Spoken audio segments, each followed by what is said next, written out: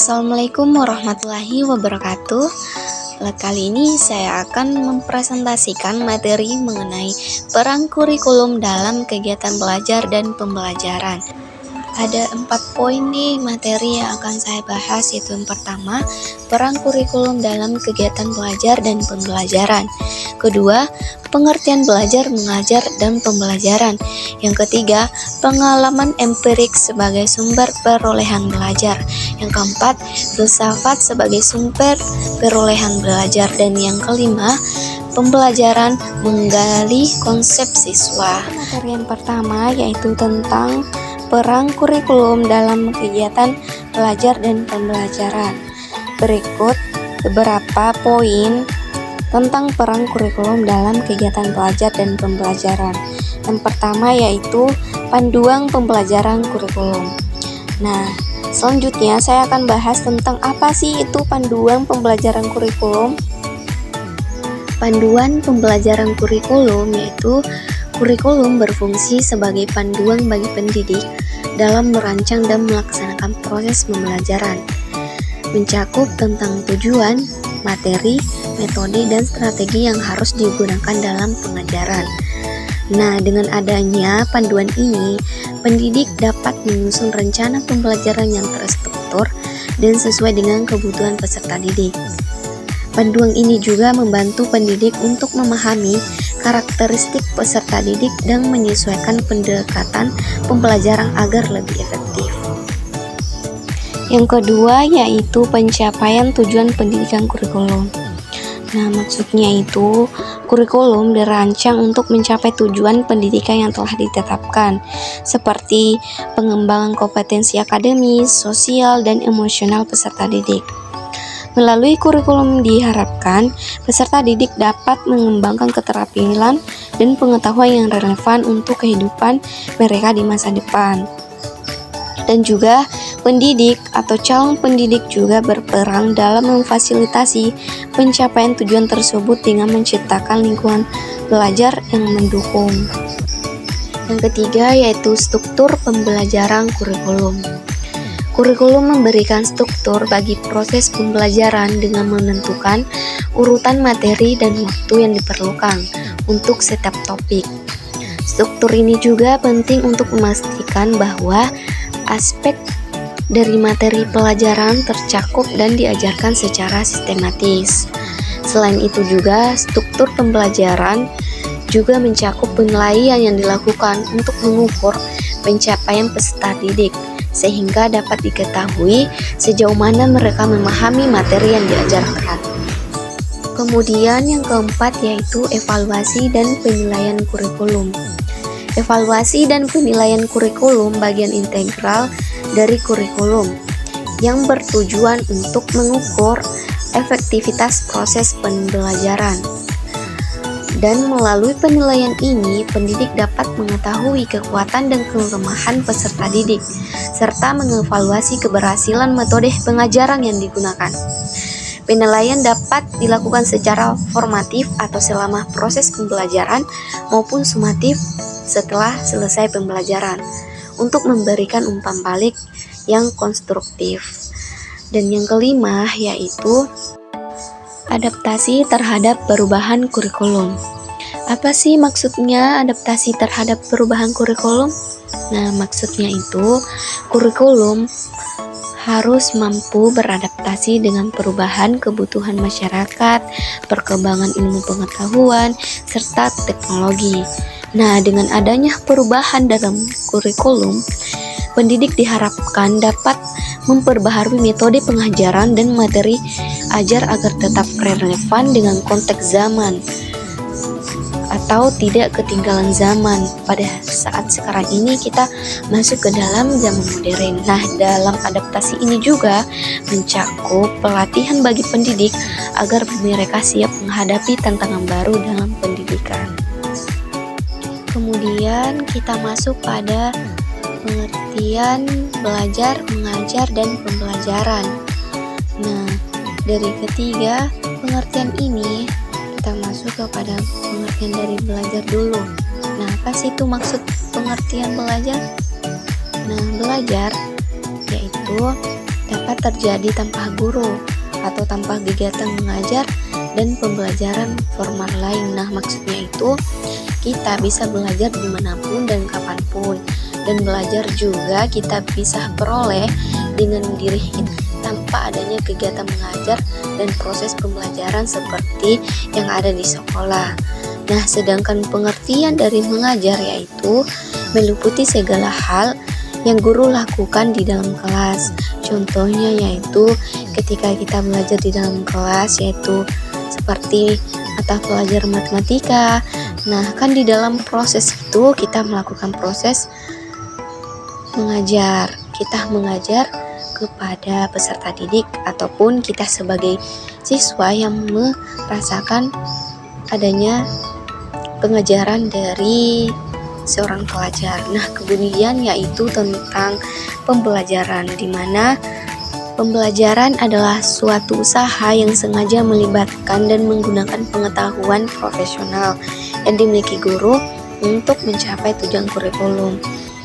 Nah, pembelajaran juga ini tidak hanya dilakukan oleh atau dirasakan oleh guru saja, tetapi pembelajaran juga dirasakan oleh kita sebagai siswa contohnya. Dan di dalam proses pembelajaran itu, baik guru ataupun peserta didik harus saling bekerja sama dalam mencapai tujuan belajar dan proses pembelajaran yang efektif. Kemudian, pengalaman empirik sebagai sumber perolehan belajar.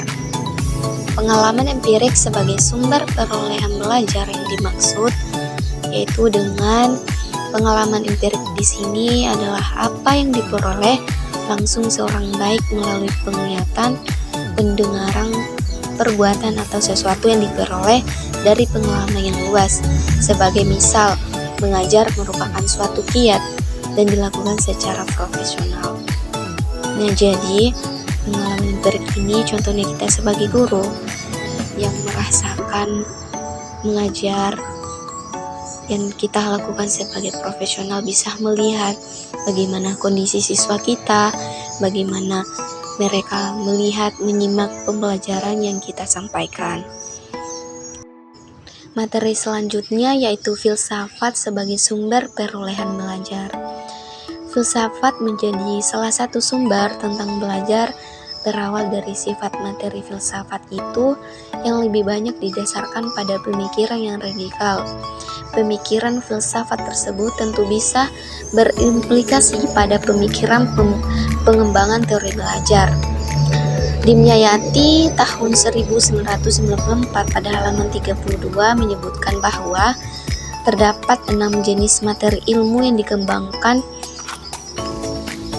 Keenam materi ilmu tersebut meliputi yang pertama ide abstrak, kedua benda fisik, ketiga jasad hidup, 4 gejala rohani, yang kelima peristiwa sosial, dan yang keenam proses tanda. Maksud dari ide abstrak itu merujuk pada konsep-konsep yang tidak dapat dilihat secara fisik, seperti teori, prinsip, atau ideologi. Contohnya, termasuk konsep matematika atau filosofi yang memerlukan pemikiran kritis dan analisis. Yang kedua, benda fisik. Materi ini mencakup objek-objek yang dapat dilihat dan dirasakan secara langsung, seperti alat, bahan, dan instrumen yang digunakan dalam eksperimen atau kegiatan praktis. Ketiga, jasad hidup. Ini merujuk pada makhluk hidup, termasuk manusia, hewan, dan tumbuhan.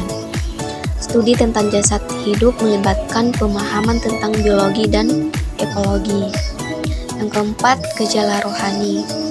Nah, materi ini berkaitan dengan fenomena psikologis atau spiritual yang tidak dapat diukur secara fisik, seperti emosi, kepercayaan, dan nilai-nilai moral. Yang keenam, peristiwa sosial. Ini mencakup interaksi dan dinamika dalam masyarakat seperti budaya, politik, dan ekonomi. Studi ini penting untuk memahami bagaimana individu dan kelompok berinteraksi dalam konteks sosial. Yang keenam, proses tanda. Materi ini berhubungan dengan simbol dan tanda yang digunakan dalam komunikasi dan representasi pengetahuan. Ini mencakup bahasa, simbol matematika, dan sistem penulisan. Jadi, keenam jenis materi ilmu ini menunjukkan keberagaman objek kajian dalam pendidikan dan penelitian. Mereka membantu dalam memahami berbagai aspek kehidupan dan memberikan landasan bagi pengembangan pengetahuan di berbagai disiplin ilmu.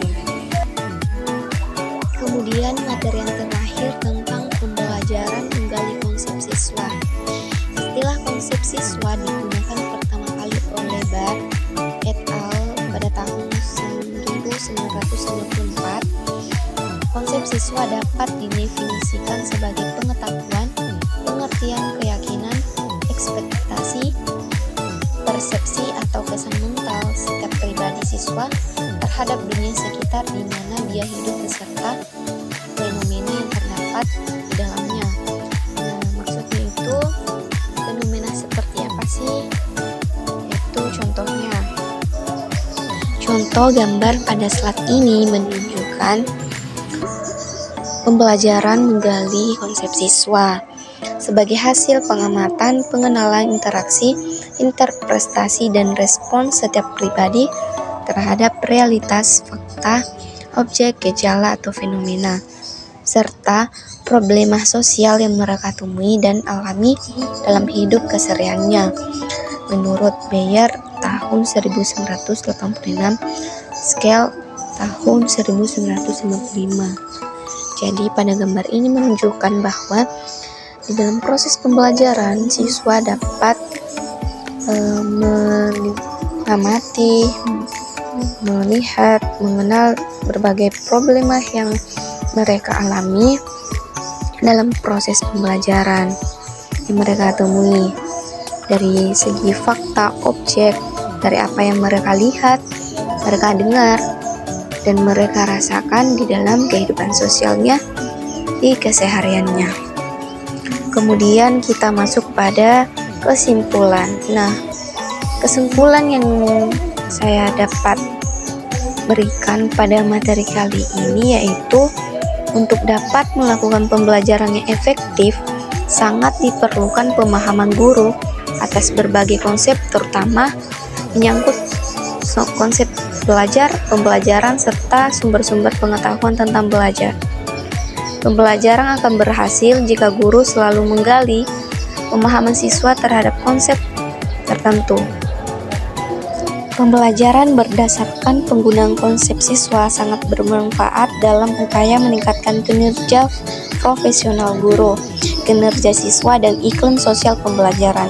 Dan kurikulum memainkan peran krusial dalam menentukan arah dan kualitas pengalaman belajar siswa, serta mempersiapkan mereka untuk menghadapi tantangan di masa depan.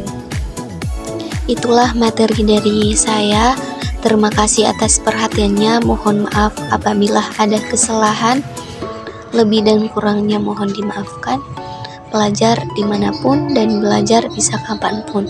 Wassalamualaikum warahmatullahi wabarakatuh.